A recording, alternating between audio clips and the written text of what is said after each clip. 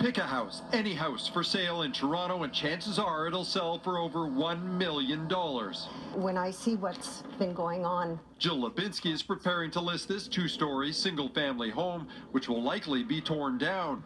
The plan was to price it at just over $1 million, but it'll likely sell for closer to $2 million. Today, the average semi in the city of Toronto costs $1.1 million.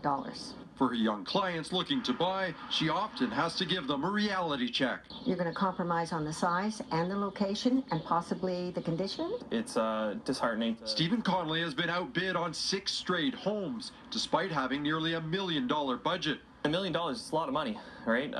Growing up, you see your parents living in a nice house, and you kind of expect that to happen as you progress through your life. Depending on where you're looking, what $1 million can buy is very different. Goes farthest in Winnipeg, where you get the largest home, or most contemporary home. Winnipeg buyers get the best bang for their $1 million, a 3,500 square foot home in a desirable neighborhood.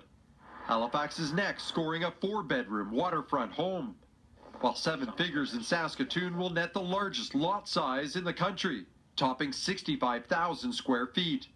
Contrast that with Vancouver and Toronto, where buyers shouldn't expect much more than a small 2-bed, 2-bath home. If it's something that is renovated, if it's something that's quite livable, then they'll be spending $1.2, $1.3, $1.4, $1.5.